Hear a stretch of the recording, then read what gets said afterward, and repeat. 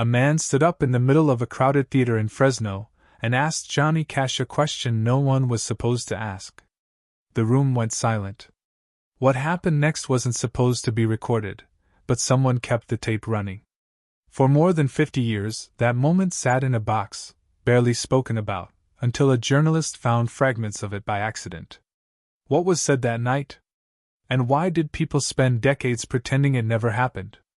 Before we go any further, if you're someone who stays curious about the stories that slip through the cracks of history, hit that subscribe button. Leave a comment telling me where you're watching from and whether you've ever heard something you weren't meant to hear. And if this story pulls you in the way it pulled me in, let me know with a like. It helps more than you think. Johnny Cash walked onto that stage in Fresno on a Thursday night in March of 1971. The theater was packed, hot, smelling faintly of cigarette smoke and old upholstery. People had driven in from all over the Central Valley. Some had come from as far as Bakersfield. Cash was riding high that year.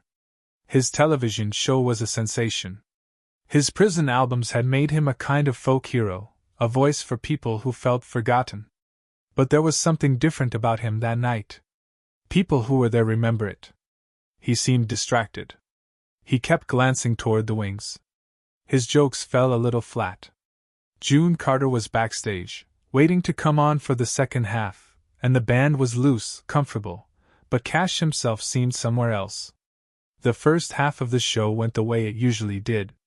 He opened with Folsom Prison Blues, moved into I Walk the Line, told a few stories about growing up in Arkansas, about picking cotton, about his brother Jack.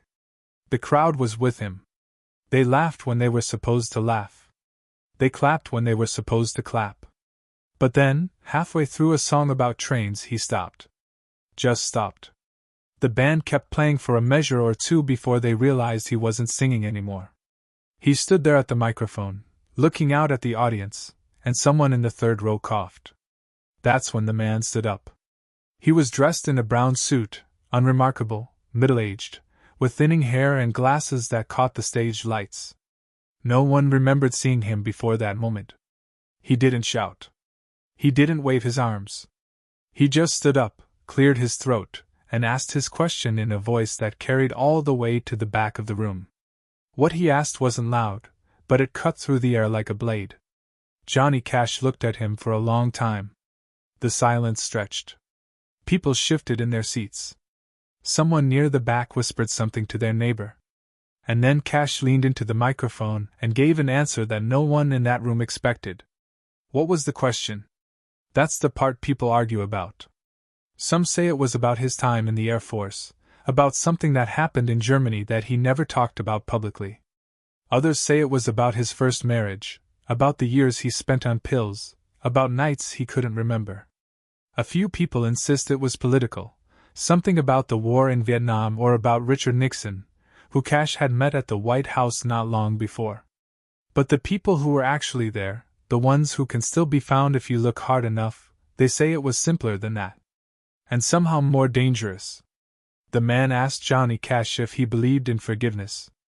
Not forgiveness in the abstract, not the kind of thing you sing about in a gospel song. He asked if Cash believed he himself could be forgiven. For what, he didn't say. He didn't have to. The question hung there, specific and personal and impossibly heavy, and everyone in the theater understood that this wasn't a fan asking for reassurance. This was something else. This was a test.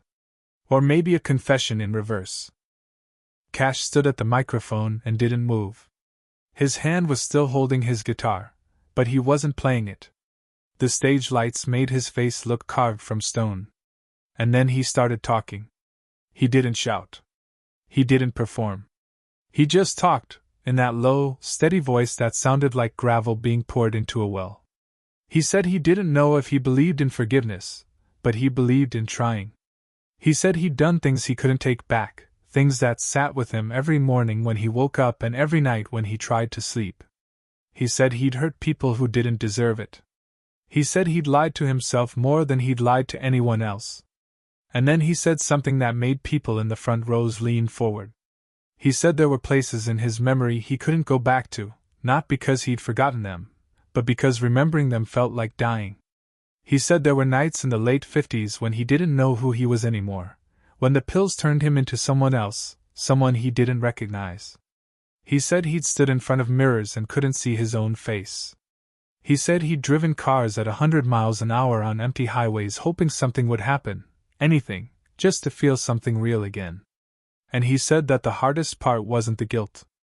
The hardest part was knowing that even if he could go back and fix everything, he probably wouldn't, because the person he was then didn't have the tools to be anyone different. The man in the brown suit sat back down. The theater was so quiet you could hear the ventilation system humming.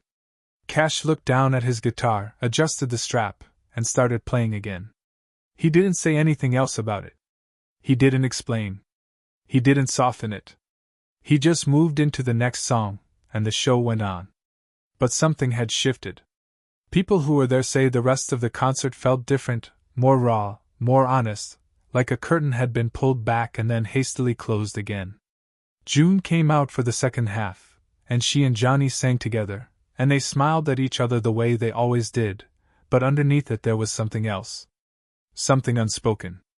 After the show, people milled around outside the theater, smoking cigarettes, talking in low voices.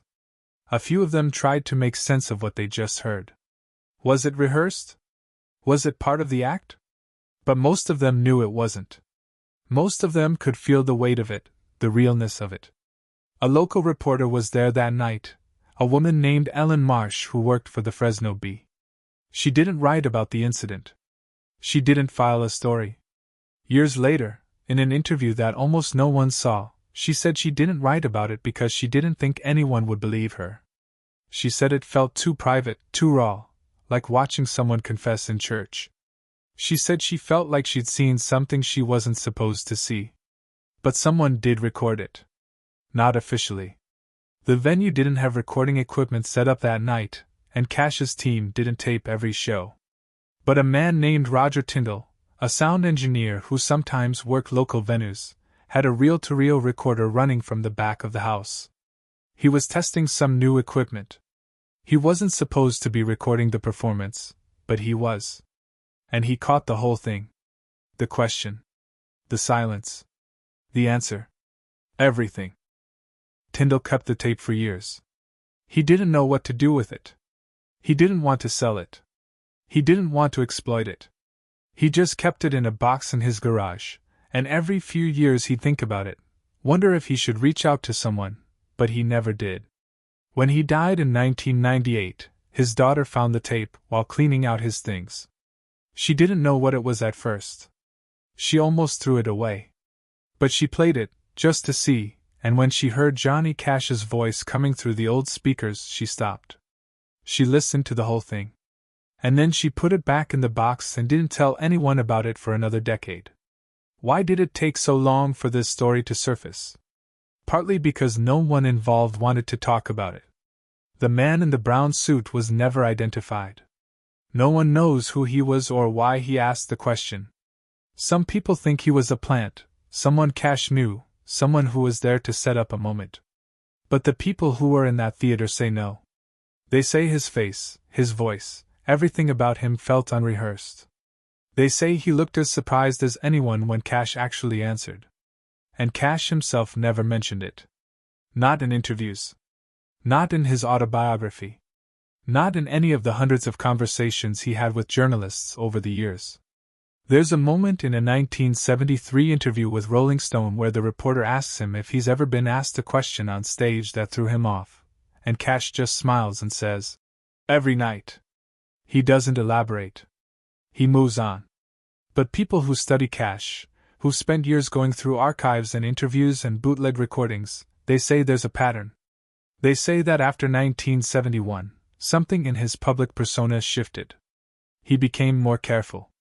More guarded. He still talked about his struggles, but he talked about them in a way that felt controlled, managed, like he was telling a story he'd rehearsed instead of living through it again in real time. Was he afraid of what might happen if he opened up like that again?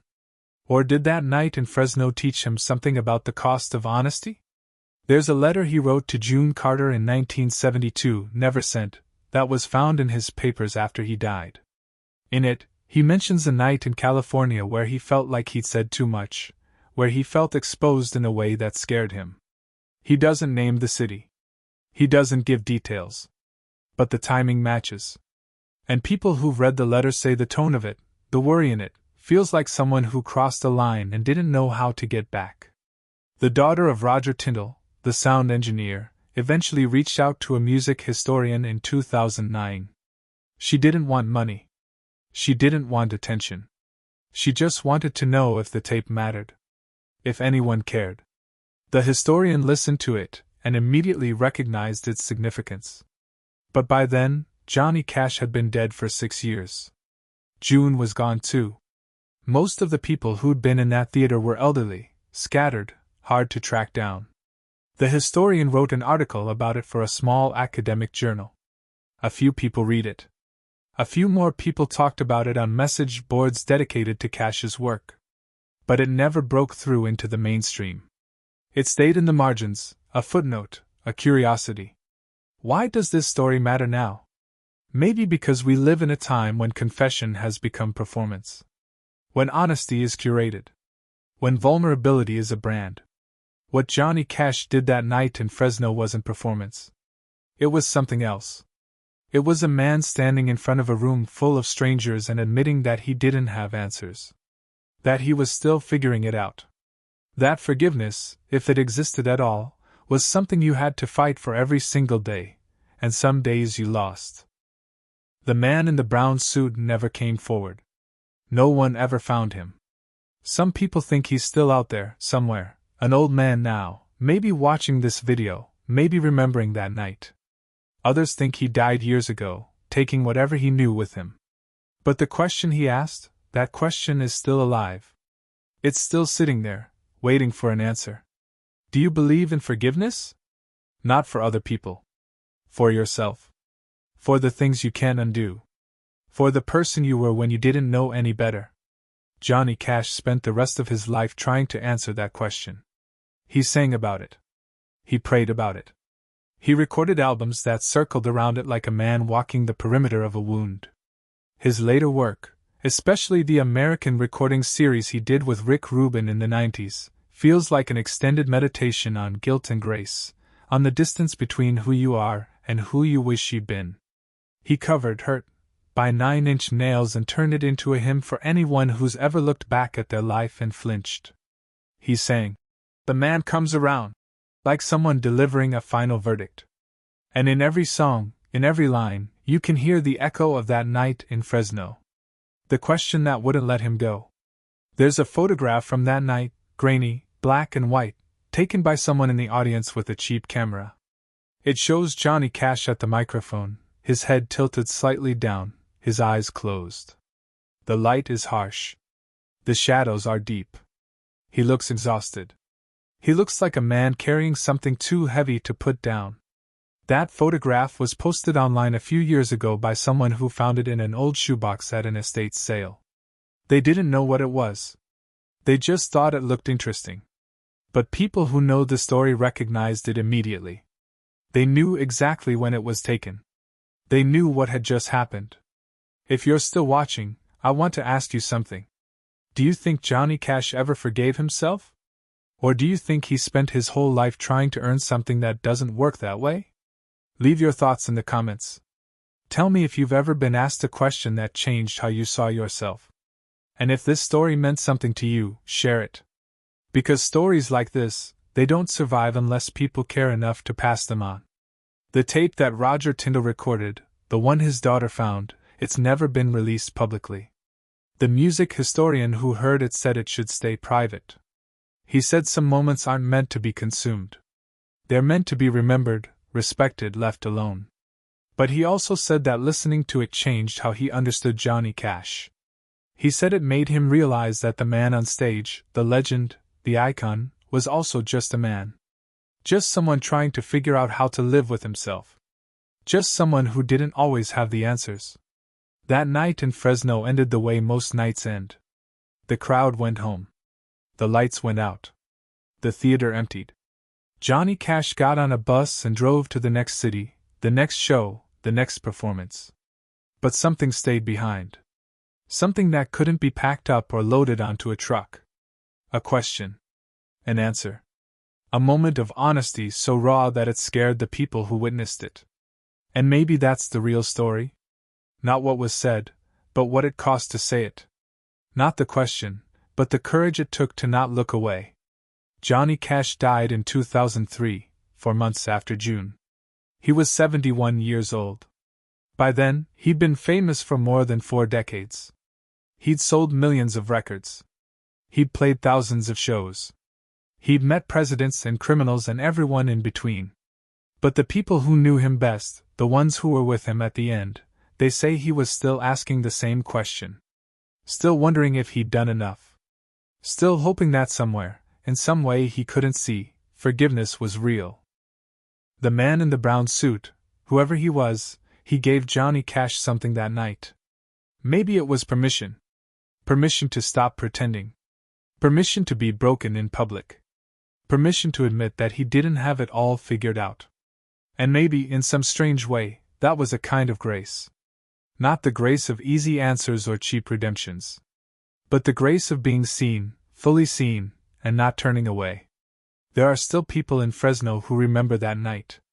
They're in their 70s and 80s now, and when you ask them about it, they get quiet. They choose their words carefully. They say it felt like church. They say it felt like a wound being cleaned. They say they've been to 1,000 concerts since then, but they've never seen anything like it. And when you ask them what Johnny Cash said exactly, word for word, they hesitate. Because memory is a strange thing. It holds on to feelings more than facts. It keeps the shape of a moment but blurs the edges. And maybe that's how it should be. Maybe some things aren't meant to be transcribed. Maybe they're meant to live in the space between what was said and what was heard. If you've made it this far, thank you. Tell me what you think. Tell me if you believe in second chances, or third ones, or whether some mistakes are too big to ever really leave behind. And tell me, honestly, if you think you could stand up in front of a room full of strangers and answer the question that scares you most. Because that's what Johnny Cash did. That's what made him human. That's what made him unforgettable. The recording still exists, locked away, unheard by most of the world. Maybe one day it'll surface. Maybe someone will decide the time is right. Or maybe it'll stay where it is, a secret kept, a moment preserved in amber. Either way, the question remains. The answer remains. And somewhere, in the back of a theater that doesn't exist anymore, in a city that's changed beyond recognition, a man in a brown suit stands up and asks the thing no one else will ask. And Johnny Cash, tired, honest, afraid, leans into the microphone and tells the truth.